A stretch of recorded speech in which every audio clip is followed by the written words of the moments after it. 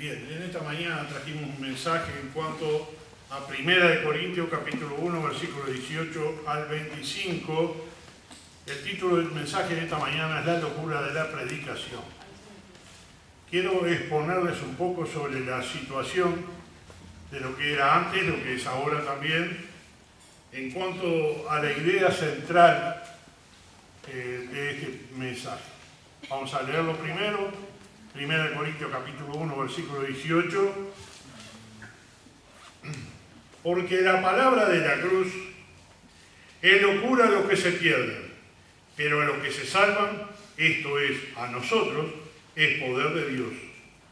Pues está escrito: destruiré la sabiduría de los sabios y desecharé el entendimiento de los entendidos. ¿Dónde está el sabio? ¿Dónde está el escriba? ¿Dónde está el disputador de este siglo?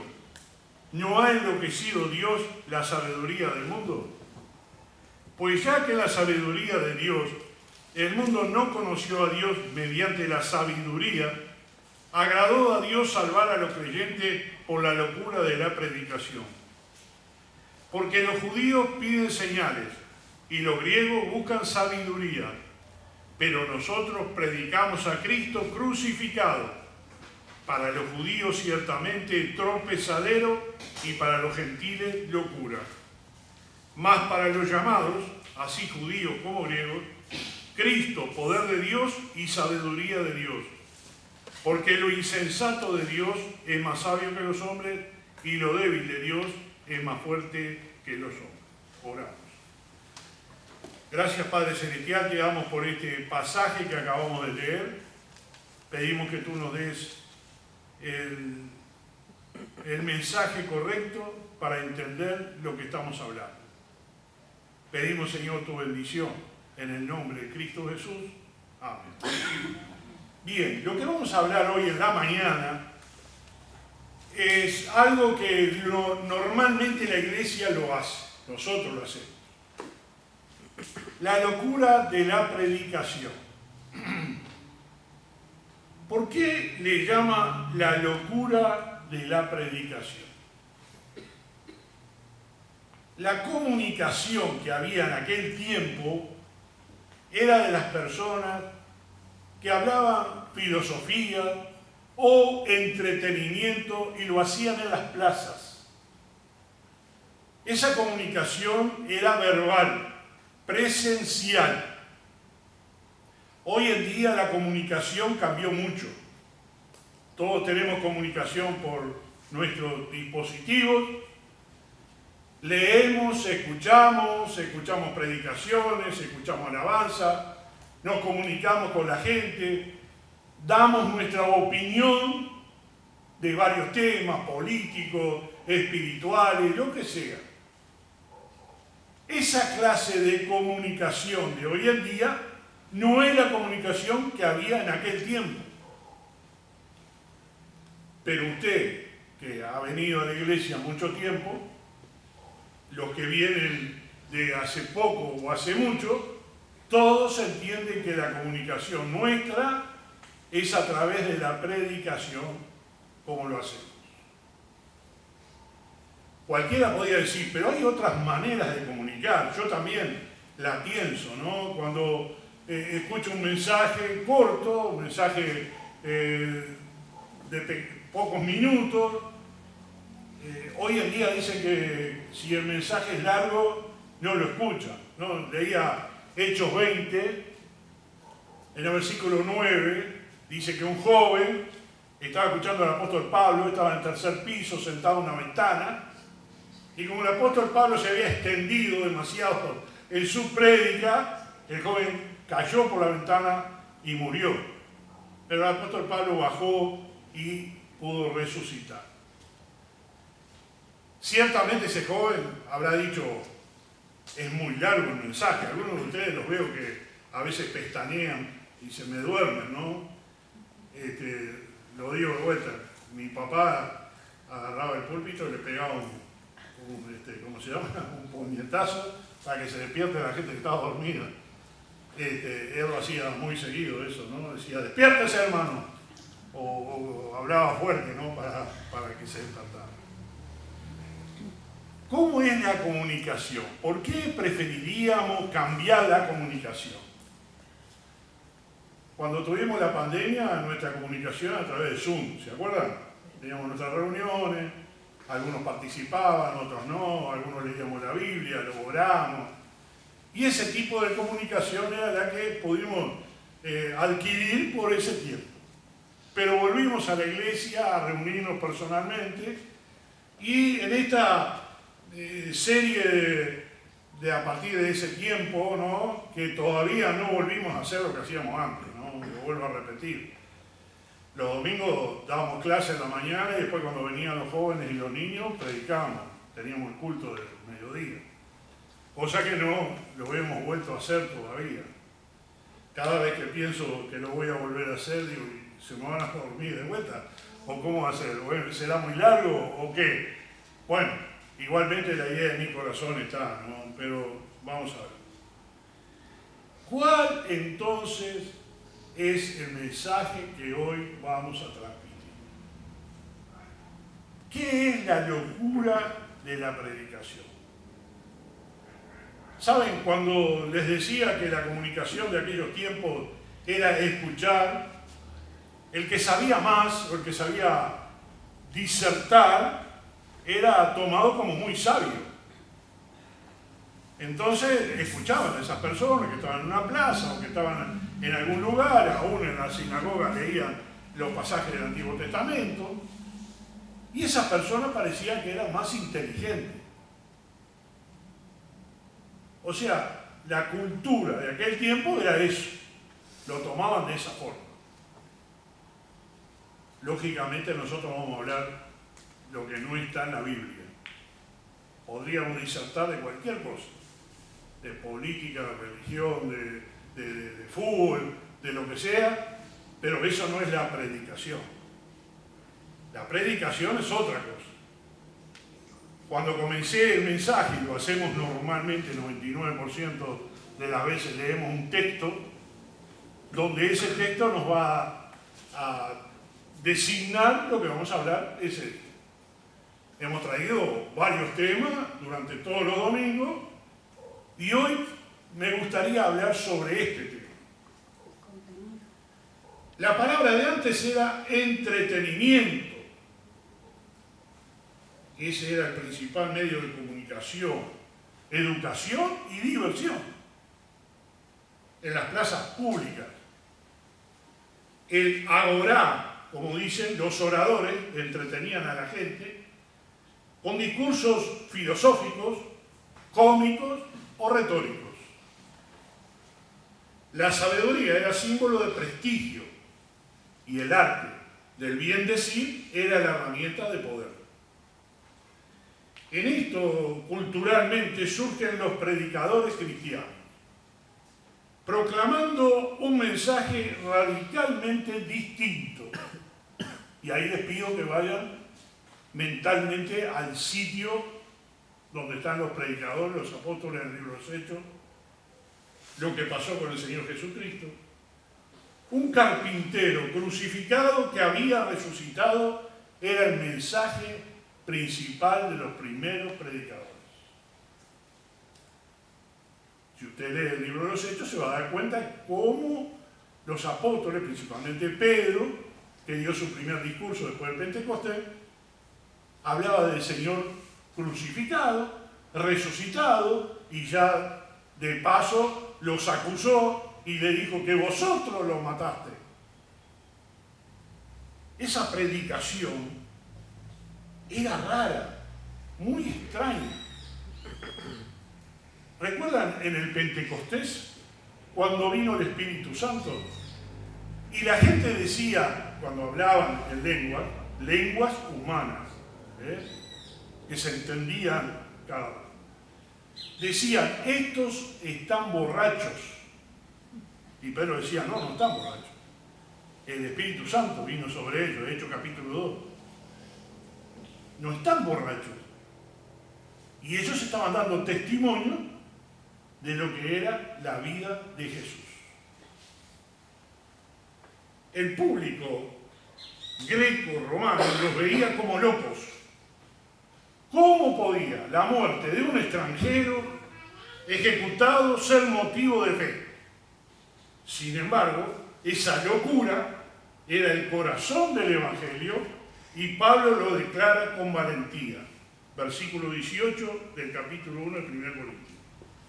Porque la palabra de la cruz es locura a los que se pierden, pero a los que se salvan, esto es a nosotros, es poder de Dios. Me gusta cuando el mismo versículo te da la solución al planteo. Acá Pablo está dando el planteo, la locura de la predicación y también te está dando la solución. Para los perdidos es una locura. Muchas veces me meto en algún chat que la gente critica. Esta semana había uno que decía, si una persona cree en Dios pero no va a la iglesia. Bueno, yo me metí en ese chat y intervine. Porque la intervención de muchas personas era caótica. Y algunos criticaban a la iglesia, a los pastores, y que no necesitaba ir a la iglesia, que no necesitaba reunirse, etc. Y yo di mi opinión. Que mi opinión es bien clara a ustedes. ¿Quién es la iglesia? La iglesia es la novia de Cristo. Cristo murió por la iglesia. Si bien yo, tú, individualmente somos salvos, lo que Cristo quiere es la iglesia. Y un día dice el Señor que vendrá a buscar a su iglesia y serán resucitados los que murieron en Cristo y los que viven serán transformados y se reunirán con el Señor y ahí serán las bodas del Cordero. La unión de Cristo con la iglesia.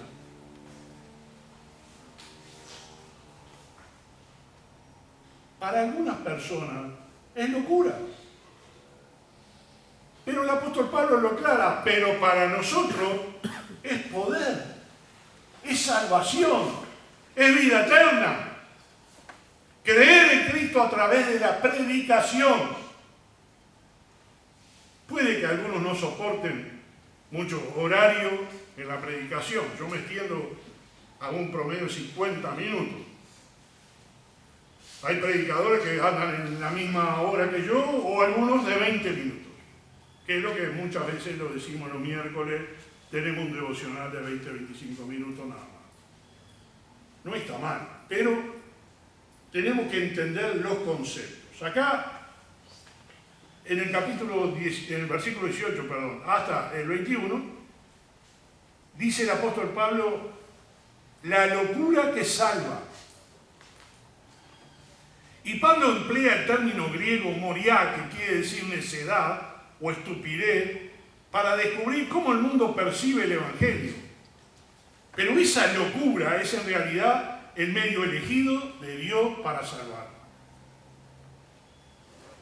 Es importante escuchar la predicación, porque en ella se expone nuestra vida, de cómo estamos viviendo. Por eso dice la palabra de Dios que la Biblia es la espada que penetra hasta los más íntimos pensamientos, los tuétanos, y parte el corazón. La palabra de Dios tiene que hacer un efecto en nosotros. Y no lo va a hacer de repente de un reel, de un comunicado, de algo que leímos, pero sí lo puede hacer a través de una predicación. No digo que es lo único, ojo, porque leyendo la Biblia usted puede encontrar a Cristo. Un preso, por ejemplo, que tiene una Biblia en sus manos puede investigarla y puede encontrar la salvación. Una persona que nunca ha entrado a una iglesia puede encontrar a Cristo. Pero decía el apóstol Pablo, la locura de la predicación. Y a eso me estoy refiriendo en esta mañana. Mientras los sabios buscan conocimiento, los poderosos ejercen dominio, Dios manifiesta su poder en la debilidad de la cruz. La palabra usada para poder implica fuerza activa, energía transformadora. El Evangelio no es solo un mensaje moral, es dinamita divina que rompe el pecado, sana el corazón, produce nueva vida. La cruz, símbolo de vergüenza para los romanos, se convierte en la bandera de victoria para los creyentes. Y acá está la contraposición. Podremos nosotros entender que Cristo murió por nosotros. Podría decir que hay un dejo amargo y dulce. Cuando entendemos la cruz, nos da tristeza porque Cristo murió, pero nos da dulzura, alegría, salvación, al entender que Él murió por mí y que ese sacrificio lo hizo por mí y que Él tomó mi lugar. Yo tendría que estar ahí. Cada uno de nosotros tendría que estar ahí, porque la paga del pecado es muerte. Más el regalo de Dios, la dádiva de Dios, es vida eterna. Dice el versículo 20, ¿dónde está el sabio? ¿Dónde está el escriba? ¿Dónde está el disputador de este siglo? ¿No ha enloquecido Dios la sabiduría del mundo? Vamos a dejar esta escritura de 2000 años atrás al día de hoy, 2026 después de Cristo. ¿Hay algo diferente a las preguntas que el apóstol Pablo escribió acá en el libro de Corintios? ¿Hay algo diferente en lo que hoy está pasando? No. Estamos igual. Dice que se enloqueció el mundo, la sabiduría del mundo está loca.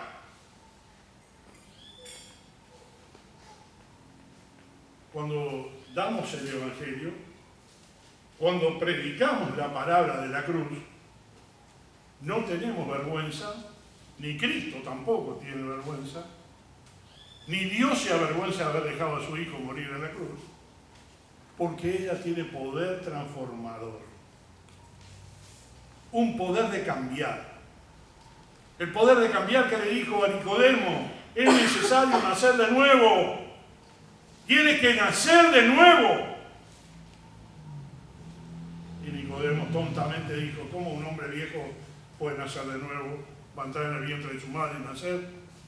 No, Nicodemo. Lo que es de la carne, carne es. Lo que es del espíritu, espíritu es. Tienes que nacer del espíritu, transformados.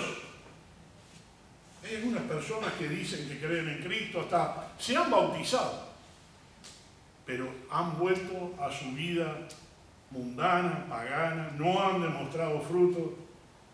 La pregunta sería, ¿perdió la salvación? La contestación podría ser, ¿la tuvo alguna vez? Yo tengo seguridad de la salvación, sé que no la voy a perder más. Pero ¿he demostrado que soy hijo de Dios? ¿Sí o no? ¿He sido transformado? ¿Sí o no? Si no, no hay salvación. La conversión tiene que haber pasado por nuestra vida, transformado. ¿Y cómo yo puedo ser transformado? A través de la locura de la predicación. ¿Sabe? Hubo muchas etapas en mi vida. De adolescente, alrededor de 14 años tenía yo y ya quería dejar la iglesia. Yo no quería seguir más. Era el hijo del pastor, pero yo no quería seguir más. Hubo un tiempo de crisis de fe. Lo reconozco. Pero sabe que el buen pastor me dio un verdadero accidente acá en Maldonado. Él me tuvo 2 años en cama, privado. No estuve todo el tiempo en la cama, más bien 40 días. Después con una bota de yeso empecé a ir a la iglesia. Pero en ese tiempo la crisis de fe mía se transformó en amor a Dios, en reconocer su salvación, en entender que Él me me reclamaba o me llamaba al ministerio y yo tuve un encuentro muy cercano con el Señor. A partir de ahí, estando con mi bota de yeso hasta arriba, empecé a predicar, a dirigir la música en la iglesia y a demostrar que Cristo me llamó al ministerio. Después entré al seminario. Y ya les digo, ya era maestro de la escuela dominical.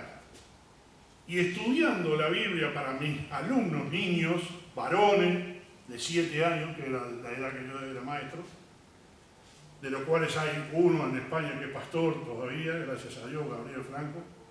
Marcelo, el pastor en Estados Unidos, su hermano. Eran todos mis alumnos. Hoy los veo, hombres grandes ya, tremendo, ¿no? Porque yo tenía 14, 15 años, era maestro de la escuela dominical, así que 7, 8 años me llevaban. Y algunos ya cumplieron 60 años y están en el ministerio. No digo que es mi obra, no, nada por el estilo. Todo lo contrario. La obra es de Dios. Lo que le estoy diciendo, yo tuve crisis de fe también. Pero por la gracia de Dios el Señor me fue afirmando. Y una de las cosas que más me afirmó fue el estudio de la Biblia. A través del seminario, a través de la preparación de clases. Y ahí empecé a entender, cuando empecé a predicar, cómo era el tema. Pasaron unos años. Yo estaba trabajando en el camino del Señor. Empezamos a tener conferencias bautistas en Argentina y en Uruguay. Y empecé a recibir esos mensajes. Yo también predicaba. Y me fue afirmando el llamado del Señor cada vez más. Pero siempre fue por predicaciones, por la locura de la predicación. Hombres preciosos del Señor, algunos ya están con el Señor, mi padre está con el Señor, el pastor de él está con el Señor, que es mi abuelo espiritual, la hermana misionera, que era mi maestra en la de Virginia, está con el Señor. ¿Cuántos pastores en Argentina están todos con el Señor? Acá en Uruguay están con el Señor. Pero ellos predicaban y uno escuchaba, pero tomaba decisiones. Quiero seguir a Cristo. Quiero servir al Señor. Y la transformación de mi vida fue basada en las predicaciones de la palabra de Dios. Y me encanta cuando el apóstol Pablo dice, es locura para los que se pierden, pero para nosotros es poder de Dios. Cristo es la sabiduría encarnada, versículo 24. Más para los llamados así judíos como griegos. Cristo, poder de Dios y sabiduría de Dios. Porque lo insensato de Dios es más sabio que los hombres y lo débil de Dios es más fuerte que los hombres. Para el apóstol Pablo, la sabiduría de Dios no es un sistema de ideas, sino solo una persona, Jesucristo, muerto y resucitado por nosotros. Esa es nuestra predicación más poderosa que podemos tener. Cualquiera de los predicadores, si toma el mensaje de Jesucristo, el poder del mensaje tiene que ser extraordinario, porque no proviene de nosotros, de nuestra sabiduría. En Cristo, la sabiduría eterna se hace carne. Lo que antes era una voz clamando en la calle, como en el libro de Proverbios 1, ahora habla, pero desde la cruz. El mensaje de la cruz es el mensaje transformador, el que te llama a la salvación. La verdadera sabiduría no se adquiere por razonamiento, sino por la revelación del Espíritu Santo. Al aceptar a Cristo, el creyente participa de esa sabiduría divina que transforma la mente y el corazón. no estás escuchando al hombre que lo está diciendo, estás escuchando a Dios. No soy Dios yo en este momento. Solamente somos un vehículo. Solamente somos un hermano que está trayendo un mensaje. El patrón divino dice que Dios usa lo débil para mostrar su poder. Dios siempre ha actuado así. Por ejemplo, llamó a Abraham, un hombre anciano, sin hijos, y le prometió lo que le prometió. Haré de ti una nación grande, y tu descendencia será como la arena del mar incontable y como las estrellas del cielo. El pobre Abraham y su esposa Sara no podían tener hijos. Y hoy creo que en cada rincón del mundo hay un hijo de Abraham. Dios cumple su palabra, pero tomó un anciano para hacerlo. Dios elevó a José, esclavo, preso. ¿Y cómo lo elevó? Lo llevó al gobierno de Egipto y fue la persona más inteligente del trabajo que hizo por la gracia de Dios. Cuando Dios quería llamar al rey, desechando a Saúl, fue a la casa de Isaí y vio a los hijos de Isaí, porque Dios dijo que de él iba a salir el rey, de los hijos de Isaí. Y vino el primer hermano, hermoso, robusto, alto. Dios dijo, no, este no. Vino el segundo, lo mismo. No, este no. Y pasó a los 7. No, estos no. ¿No tiene más hijos, Isaí? Ah, sí, tengo uno ahí que está cuidando de la oveja. Pues llámelo. Mira lo que su papá hizo, lo despreció. Ah, sí.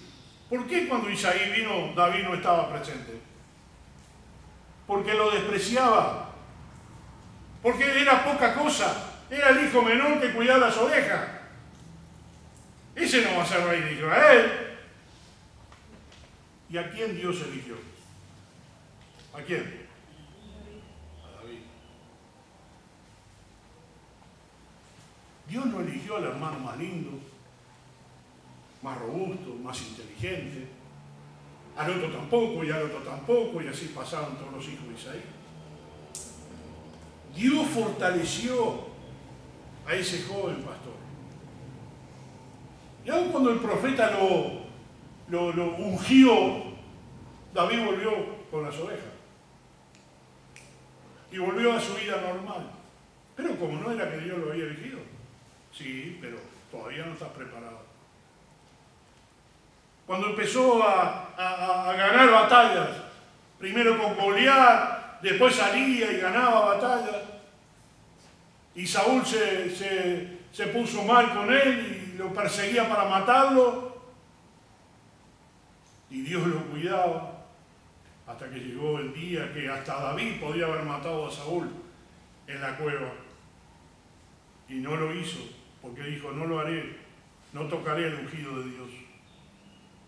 Llegó su momento y llegó a ser un gran hombre de Dios. ¿En qué se fortalecía David? En Dios. ¿Cuál era su firmeza? Lea los salmos nomás, para descubrir el corazón de ese hombre.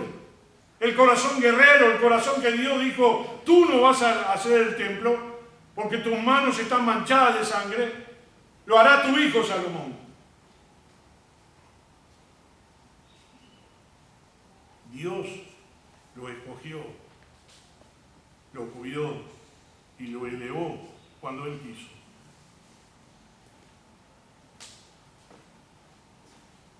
Pasando el tiempo, llegó el momento del nacimiento de Cristo. Y dice que un ángel vino a María, una campesina, una jovencita, y el ángel le prometió que ella iba a tener un hijo. Y se llamaría su nombre, Jesús. Y María dice, yo no conozco varón, yo no estoy con nada. No, el Espíritu Santo vendrá sobre ti. Dios elige, escoge, primero a los que Él quiere, y segundo, puedo decir, a los que Él cree transformar, que son humildes, que no están buscando las riquezas, ni el poder, ni la posición, ni dentro de la comunidad, ni dentro de la iglesia. Dios elige al que se humilla. Y eso es un botón de alerta para todos, para mí, para ustedes, para cada uno. Ojo con el orgullo, ojo con la capacidad de creerse mejor que nadie. Ni yo soy mejor que ustedes, ni ustedes mejor que yo, somos todos hijos de Dios. La gran diferencia es que Dios llama a uno y a otros no. Y escoge a algunos y a otros no.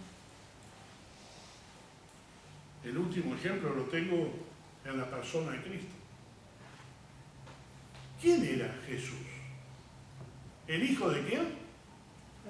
De un carpintero. Felipe, cuando le dijeron, está el Mesías, le dijo a su hermano, ¿qué puede venir de Nazaret? ¿Qué puede salir de Nazaret? Imagínense que Jesús estaba en un barrio muy humilde de acá, un asentamiento. No era Nazaret un asentamiento, pero tenía mala fama. Hay barrios acá en el Maldonado, como en Montevideo y en todos los departamentos, un barrio de mala fama. Bueno, Nazaret era de mala fama. Y el Señor Jesús, cuando le habló a Felipe, él creyó. Dios tomó a Jesús del lugar más humilde de la tierra. Creo que ninguno de nosotros, nuestra primera cuna fue un pesebre donde comían los animales con paja para que nuestras madres o padres pusieran nuestro cuerpito. Creo que lo que más hemos cuidado, no sé si alguno nació en su casa, ¿no? Porque hace muchos años eso se usaba mucho. Pero nosotros nacimos en un sanatorio, higiénicamente bien, tratamos de que, nuestras madres nos cuidaron para que no vayamos a contagiar de nada. ¿Usted se imagina lo que habría en el pesebre cuando pusieron a Jesús? ¿Usted se imagina que Jesús creció en Nazaret? ¿Usted se imagina que era el hijo de un carpintero? Lógicamente, para nosotros que conocemos la historia, era el hijo del Espíritu Santo, no era el hijo de José. Pero así se le llamaba, hijo de José. En cada caso, Dios invierte en la escala de valores humanos para manifestar su gloria. Si de todos los personajes que yo nombré, que hay muchos más, usted podría analizar la vida de Abraham, como Abraham, un hombre mayor, cómo Sara, su esposa, a los 90 años va a tener un hijo. En la escala de valores humanos no es posible. No es posible que Dios tomara un preso para ponerlo en el gobierno de Egipto. No es posible que Dios podía llamar a David, que era un pastor de ovejas. La escala de valores nuestra no coincide con Dios. Porque lo que realmente coincide es que Dios utiliza lo imposible para hacer posible su obra. Y Dios usa a hombres y mujeres. No digo que todos son de un nivel bajo como para glorificar al Señor. Digo el sentimiento, la vida personal de cada uno. La cruz sigue siendo una locura para el mundo. Es inexplicable. El mundo moderno no lo puede entender. ¿Cómo una persona que murió en la cruz, avergonzada como un ladrón, en la peor ejecución que había de los romanos en aquel tiempo, puede ser el Hijo de Dios que nos salvó a nosotros? No es posible. En la escala de valores humanos no es posible. En la escala de valores divinos sí es posible.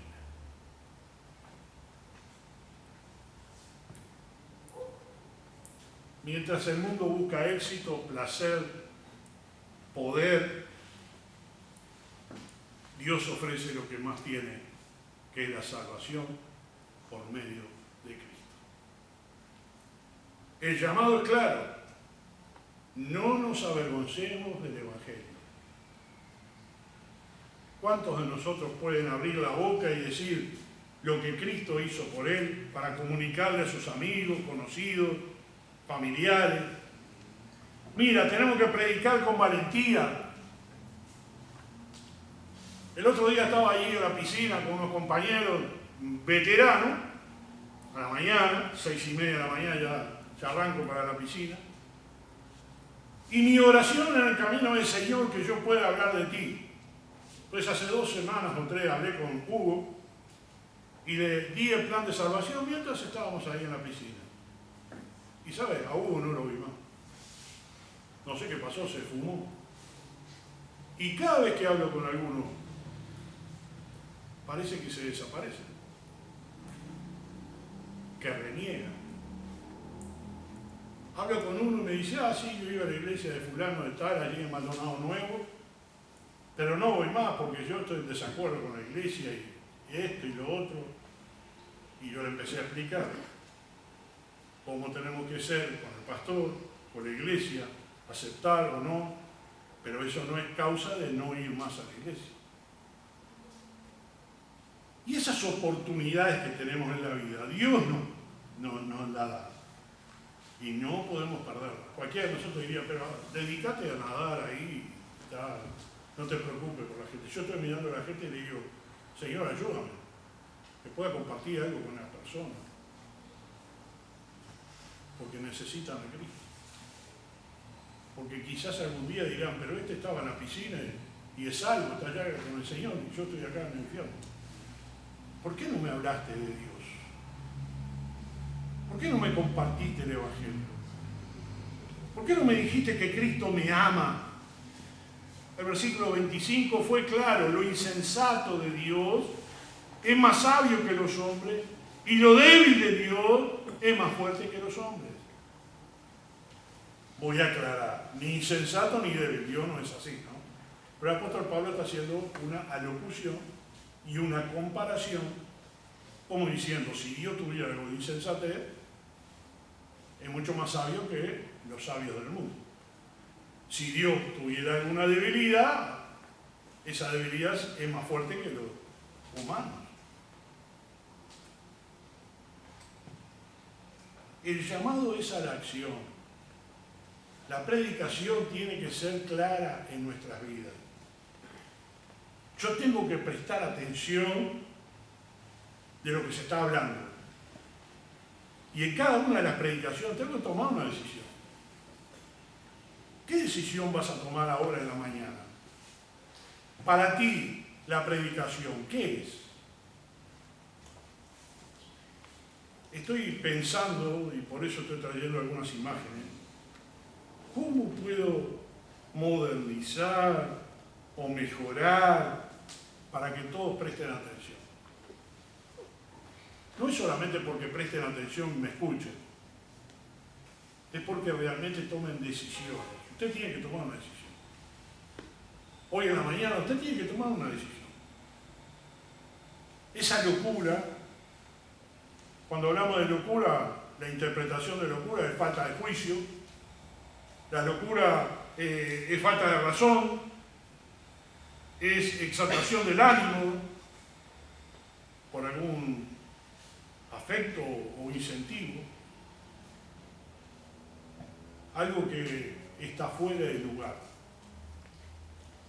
Y el apóstol Pablo nos dice que la Biblia, la predicación, es una locura,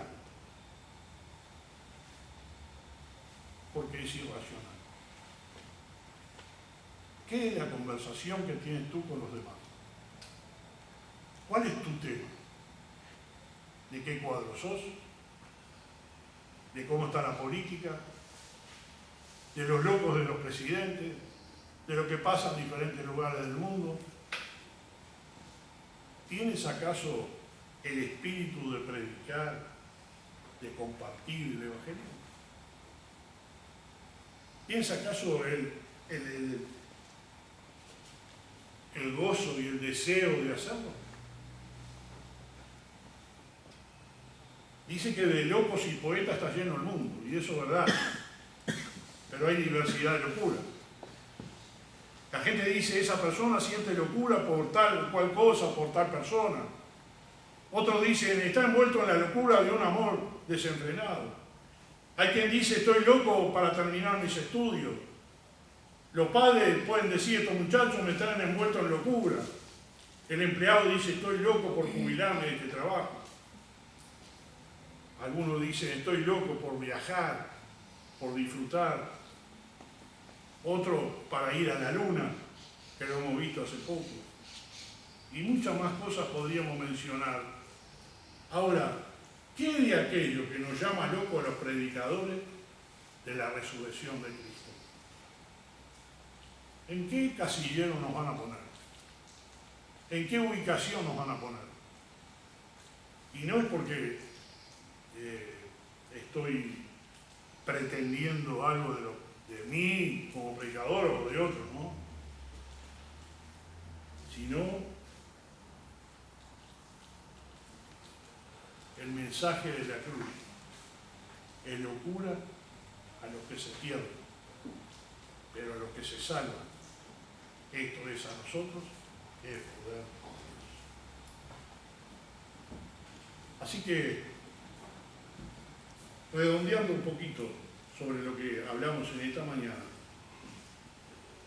diríamos que esta locura es la que nos trajo la vida eterna, la que nos trajo la salvación.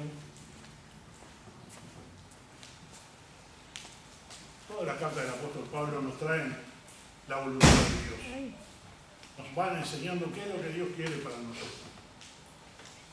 Y fue Él, el apóstol, que escogió para traernos la palabra de Dios a nosotros, que somos, dice, injertados en la salvación. Porque antes no éramos, pero ahora somos hijos de Dios. El Espíritu Santo vino, descendió sobre aquellos 120 que estaban en el aposento alto y los llamaban locos, borrachos. Pero esa palabra le dio la vida eterna a millones de seres humanos. Y hoy tú y yo estamos acá, gracias a la predicación de los apóstoles. Bendito sea. Que el Señor les dé su recompensa, porque la salvación llegó a nuestra vida.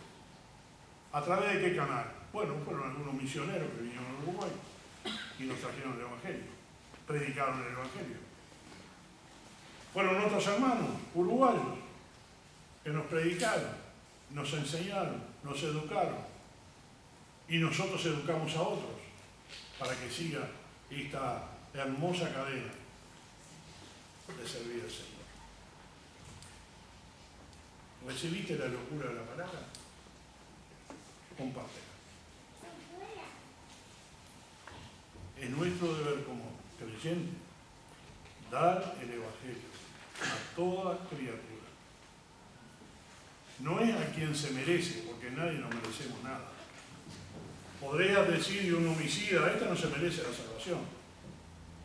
Podríamos decir de alguien que mató, como mataron varios de la familia, ese no se merece el infierno. Pero por la gracia de Dios, Dios puede perdonar aún al más pecador. Y el apóstol Pablo decía, de los cuales yo soy el primero, porque perseguí a la iglesia de Cristo. ¿Cómo te sientes tú delante de Dios? ¿La predicación te da efecto de cambio? ¿De transformación? O solamente cierras este capítulo cuando yo oro, cantamos y nos vamos, y de ahí no te acuerdas de lo que hablamos. Y no hay ningún cambio. Dios quiere que tú cambies. Algo tiene que cambiar en tu vida hoy. Y lo que tiene que cambiar, lo primero de todo, el que no recibió a Cristo como su Salvador, tiene que hacerlo hoy. El que recibió, bueno, tiene que seguir obedeciendo al Señor. Tiene que bautizarse. ¿Qué más? Tiene que prepararse. ¿Para qué? Para dar la predicación o para hablar del Evangelio de Cristo. Ese es. Para eso fuimos llamados. Para predicar y hablar del Señor Jesucristo. Vamos a orar. Padre Celestial, te damos gracias, Señor, por este mensaje. Gracias por la locura de la predicación, porque ella nos transformó, nos trajo una nueva vida, nos ayudó a cambiar lo que humanamente podríamos hacer, pero tú nos fuiste moldeando a través de tu palabra para que el carácter y la manera de pensar sea bíblica y no sea mundana. Por las decisiones que tomamos normalmente todos los días, pero hoy por las más difíciles, aceptar a Cristo como nuestro Salvador personal, recibirlo en nuestro corazón personalmente. ¿Quieres bendecir a los que están acá? Aquellos que no han tomado una decisión, que lo hagan en esta mañana. Aquellos que se han sentido tocados para servirte a ti en cualquier ministerio, que tomen esa decisión y que puedan proclamar a través de la predicación esa locura que el mundo no acepta, pero que por la gracia tuya sí lo aceptamos nosotros. Bendícenos, Señor. Te lo pedimos en el nombre de Cristo Jesús.